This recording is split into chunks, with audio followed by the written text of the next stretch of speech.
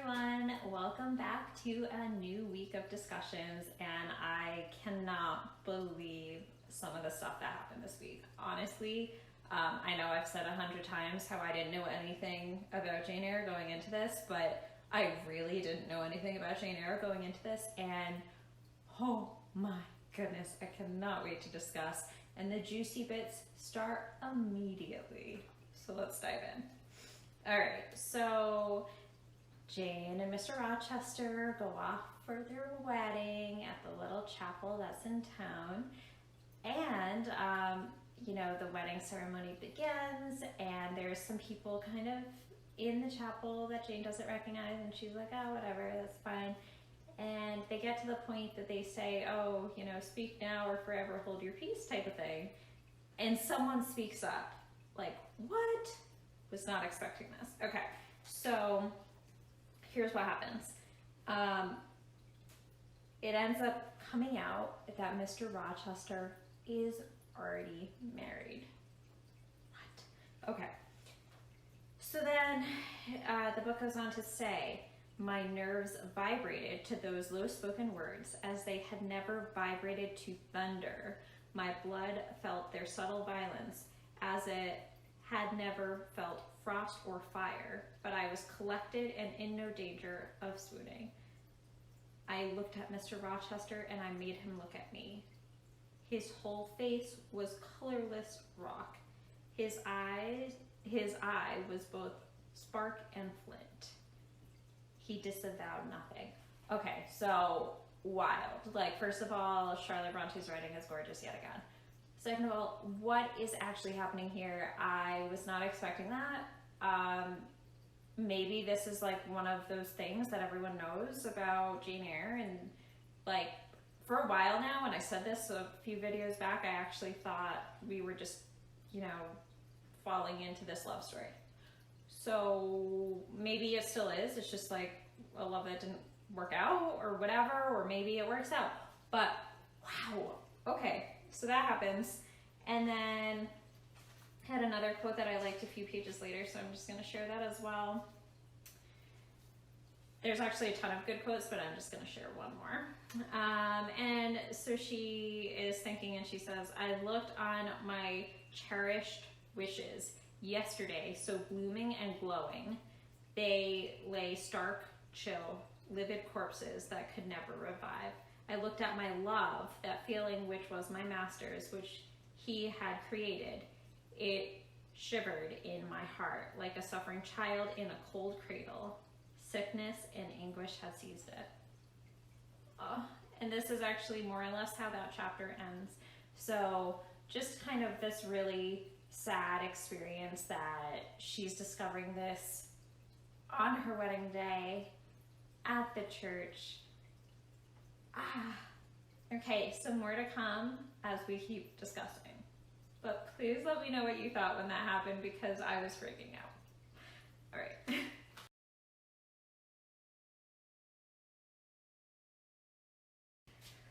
Whew. Alrighty, so to continue on, just a little while later, we're having this conversation between Mr. Rochester and Jane, and I'm not yet sure if we actually know who his wife is, so I'm just going to wait to say that. I know we learn it in this section, but I'm not sure if we've learned it yet, because I don't recall. So one thing is that he's apologizing, and he's saying, actually, you know what, I do think we know, because she's hiding in her room now, and I think she hides in her room after she finds out.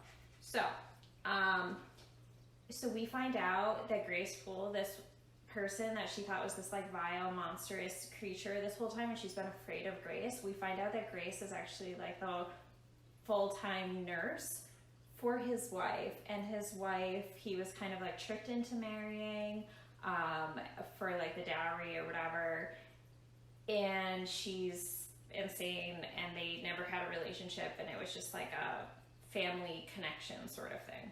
So she ends up, she's off in her room, like contemplating everything, and Mr. Rochester actually is sitting right outside her door, like a chair right there. So as soon as she opens her door, she like trips over him. So he's apologizing on, and she says, "Reader, I forgave him at the moment and on the spot." So wow, she is very forgiving. I don't know if everyone would have been so forgiving in her shoes. Later it goes on to say, "I must leave him, it appears. I do not want to leave him. I cannot leave him." So I liked that quote because, you know, she's dealing with like, I have to do this because this is what's right. I need to get away from here. I need to get away from him. But then like, I can't leave him because I love him. So like, it's this inner turmoil that she's dealing with that I found really powerful in that passage. And then later he says, "You intend to make yourself a complete stranger to me, to live under this roof only as Adele's governess." So it's kind of like the thought of going from being, you know, engaged to being a complete stranger to one another. I found that to be really powerful language as well. So this is just completely wild that this is even happening. And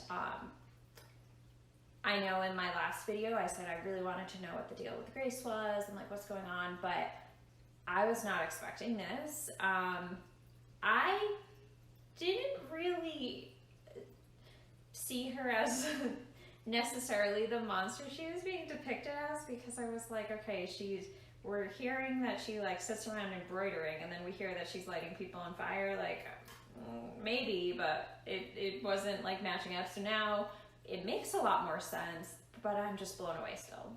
Very much in shock. Very curious to hear what you think too, so do let me know.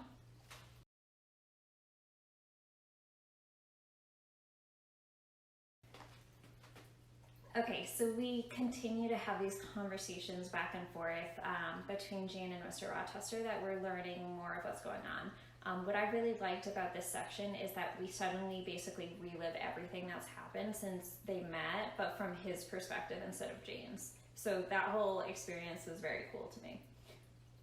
Okay, so he's kind of summarizing his life before Jane, and he says, "After a youth and manhood passed half in unutterable misery and half in dreary solitude, I have for the first time found what I can truly love. I have found you."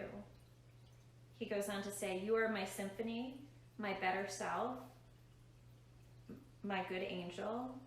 I am bound to you with a strong attachment. I think you good, gifted, lovely," on and on. So I just found this to be so heartbreaking that it's like, okay, not everyone even finds a love like that, and he's found her, but because of these circumstances, he's already married. What I don't totally understand, and please do weigh in on this for me because I don't know a ton about the time period and like what was allowed, but like, were divorces a thing? Would he have been able to have a divorce? If he did get a divorce, would it have canceled out the dowry or whatever? Does he even care about that? Like, I don't really know enough about the time period to be able to weigh in on some of that. So I am curious if anyone who either just knows the time period better or maybe studied this in school, if you can kind of give me more information on why he feels like so trapped in this existence when he does actually have a love out there. So let me know that if you don't mind. And there's still a few more things to discuss for the passages this week.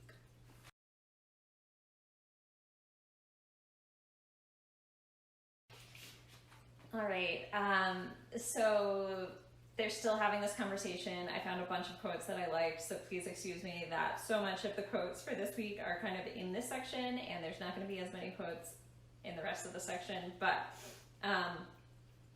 Jane is thinking to herself, and she thinks, "Not a human being that ever lived could wish to be loved better than I was loved, and him who thus loved me I absolutely worshipped. And I must renounce love and idol. One drear word comprise my intolerable duty. Depart."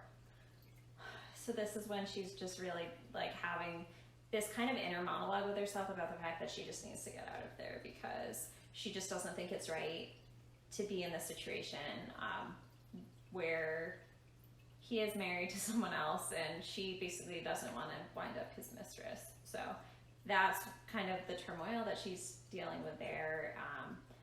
And it's, again, just so sad because it's reinforcing this love between them. It is kind of interesting too, and I kind of started having this discussion with some of you participating in the read along, but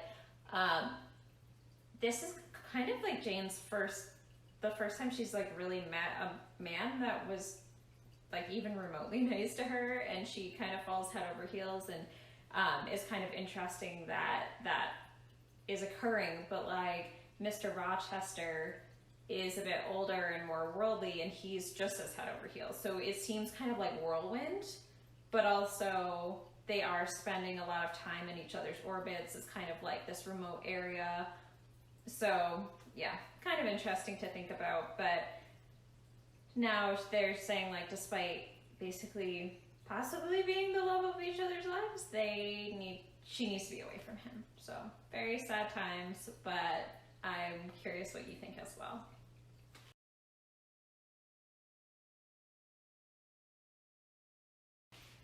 All right, so this next section is pretty interesting because it starts to kind of bring the ethics of their situation into play and into discussion. So let's dive in. So Mr. Rochester is talking to her, and he says, "Is it better to drive a fellow creature to despair than to transgress a mere human law, no man being injured by the breach? For you have neither relative nor acquaintances whom you need fear to offend by living with me." So his point is basically like, who are we hurting? You can live here as, in all intents and purposes, like my wife, but you would just, technically be my mistress, but like, who is it hurting? So why don't we just do this? Jane replies that laws and principles are not for the times when there is no temptation. They are for such moments as this, when body and soul rise in mutiny against their rigors.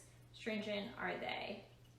So, kind of interesting that she's really putting her foot down there, and I think she does go back and forth with a little bit of indecision on, like, yeah, who is it hurting? But then she does decide to just really stick to her guns there. Something else that's interesting that I want to just touch upon that I didn't really get to at this point is earlier on in their conversation, Jane says that she thinks that he's being like this just because his wife has gone mad.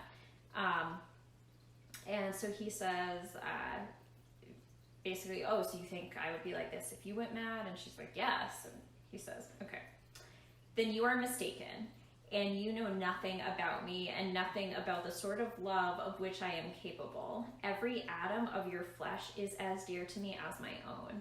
And pain and sickness, it would still be dear. Your mind is my treasure, and if it were broken, it would be my treasure still. If you raved, my arms should confine you, and not a straight waistcoat. Your grasp, even in fury, would have a charm for me. If you flew at me as wildly as that woman did this morning, I should receive you in an embrace, at least as fond as it would be restrictive." So that's kind of an interesting point too, that he did actually touch upon that. I hadn't mentioned it yet, but he did actually touch upon like how even sickness and health and everything, his love would endure with her. So he's trying to really say, like, ethically there's not a big problem here, and she's kind of putting her foot down and saying there is. So let me know what you think about all of that, and I'm excited to discuss this section with you all.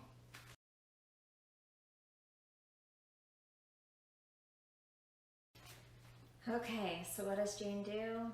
She leaves. So she takes the money that she has and she packs a few belongings and she leaves because she just doesn't feel like she can stay there any longer.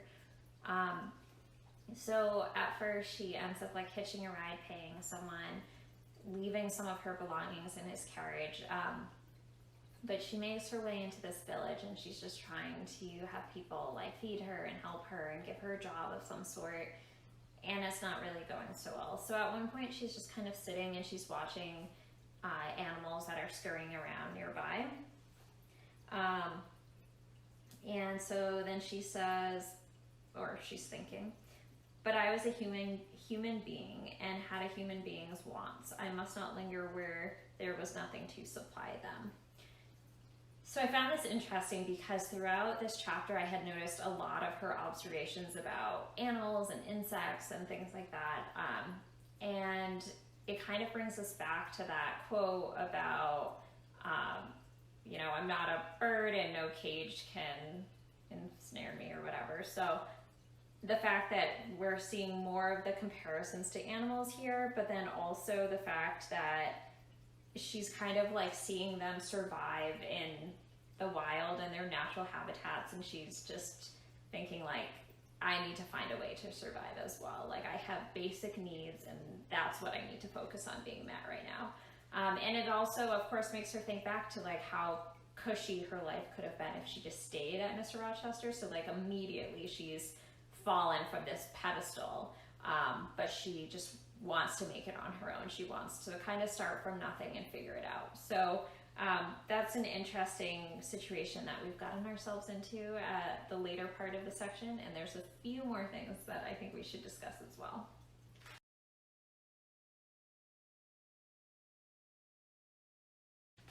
Okay, so Jane ends up finding a few people that end up being nice to her, giving her some bread, giving her something to drink. She kind of sleeps outside for several days. She goes to the church that she sees, and she asks to see the minister of the church, and he's away because there was a death in the family. So she's like, okay.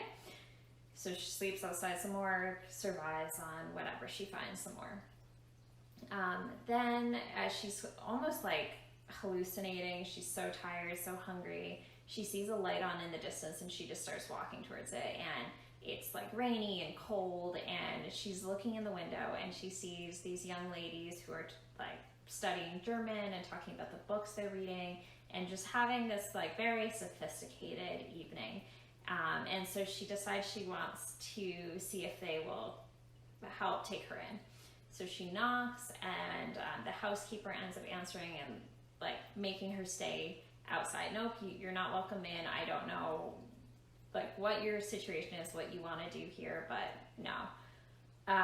So then the man of the house, so to speak, ends up seeing this exchange. He comes by, he's like, let her in, gives her food, gives her warmth, all that stuff. And it turns out he's the brother, and it turns out he's the minister from before. So I liked that connection. But so Jane is very weak and, sick, and so she just needs rest. So they take her in, put her in the guest room, give her, clothes, food, warmth, whatever. After several days, she feels better. She starts moving around again, and she's encountering that same housekeeper, and there's kind of some interesting exchanges going on between them. So at one point, she's thinking, prejudices, it is well known, are most difficult to eradicate from the heart whose soil has never been loosened or fertilized by education. They grow there, firm as weeds among stones. Wow. So I mainly picked this quote just because of kind of what's going on in the world right now.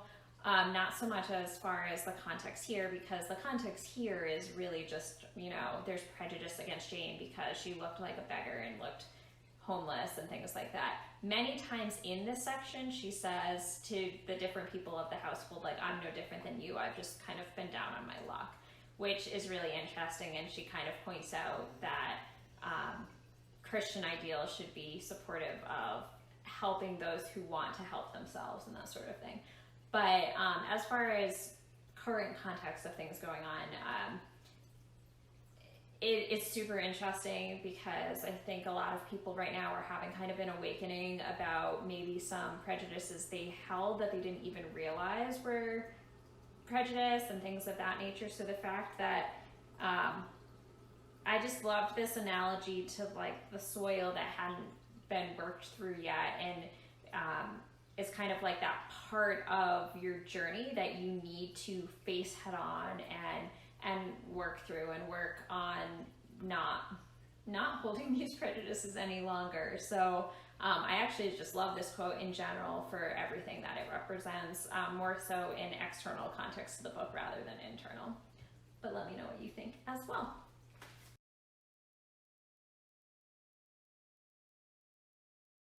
Okay, so there's a lot to talk about this week, but we are on our final conversation. So Jane is still with this family, and she says, "You and your sisters have done me a great service, the greatest man can do for his fellow being. You have rescued me by your noble hospitality from death." True, true. There's a few other things that happen in this passage that I liked. So she is just having a ball with the two sisters and like learning so much from them, and you know, her mind is being broadened by this experience. So it says, thought fitted thought, opinion met opinion. We coincided, in short, perfectly. So she's like met her gals, her you know, besties, these people who she kind of belongs with, and it suits her well. And I just love seeing that. And also she's talking about how she's learning and they're giving her books and all this stuff. And she says, thus occupied and mutually entertained, days passed like hours and weeks like days. So it's one of those like time flies when you're having fun type situations, which is true, you know, so she's just having a great time. It gets to the point that they are going to be leaving soon. Everyone was just in town for the dad's funeral, so they've done everything they need to do for the estate, you know, they're selling it or whatever, and they are all going to go back home. So they're going to be leaving, everyone's going to be leaving. Originally she had talked to the brother about getting a job. Very eager to work, you know, just get me a job. And he hadn't said anything for such a long time because he was loving seeing how excited his sisters were in Jane's presence. But now everyone's time is coming to an end, so he's saying, okay, we need to figure this out.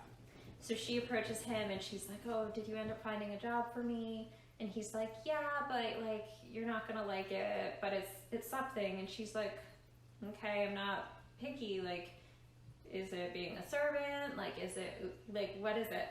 So he says that back at his church, he received funding to open a small school for the local villagers, like the farmers' kids and that sort of thing.